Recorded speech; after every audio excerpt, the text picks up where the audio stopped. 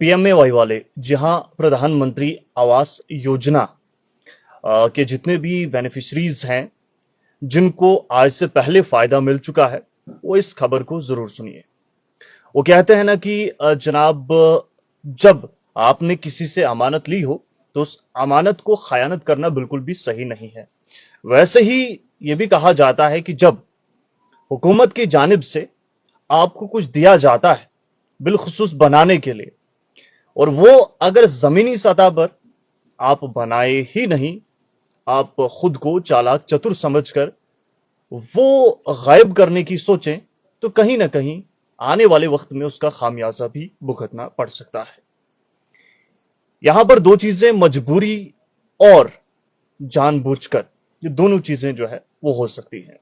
फिलहाल साफ लफ्जों में आपको समझाने की कोशिश करूं तो वो तमाम लोग जो प्रधानमंत्री आवास योजना के मुस्तहिक थे और हिस्ब रिवायत उनकी सैकाइडी बनाई गई और उसके बाद मकान का केस उनके नाम पर भी आया, यहां तक कि किस्त नंबर 1, किस्त नंबर 2 और किस्त नंबर 3, तीनों किस्तें भी आई है, बावजूद इसके मकान तामीर नहीं किया है। नंबर 1, दूसरे वो लोग जिनकी एक किस्त आई है, दूसरी भी तीसरी भी आई है, आधा अधूरा मकान बना दिया लेकिन उसे मुकम्मल नहीं किया है। यहां पर कुछ लोग चालाक चतुर बनकर पैसा हड़पने के पीछे थे, वहीं कुछ लोगों की मुख्तलिफ मजबूरियां भी रही होंगी, लेकिन आखिरकार वो कहते हैं कि हुकूमत जब कुछ देती है तो जाहिर सी बात है आने वाले वक्त में एक दिन उसकी पूछताछ भी जरूर होती है कि जनाब, हुकूमत ने जो पैसा फराहम किया है वो जमीनी सतह पर किस तरीके से लगाया गया और कहां पर लगाया गया।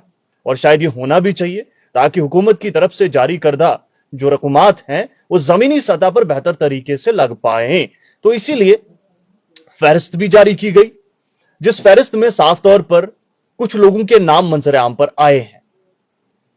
अब इन लोगों को पूछा जा रहा है कि आप बताइए कि पीएमएवाई के तहत जो आईडी आपकी बनी थी, पैसे वागुजार किए गए हैं, तो जमीनी सतह पर मकान क्यों नहीं बनाया है।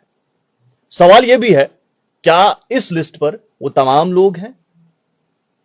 बहुत सारी बातें मंजर आम पर आई थी, उन चीजों को याद दिलाना मैं जरूरी नहीं समझता, लेकिन नाम कुछ गायब ना हो यह मेरी गुजारिश जरूर रहेगी, क्योंकि जब पूछताछ होती है तो सही तरीके से, वाज़ेह तरीके से होनी चाहिए।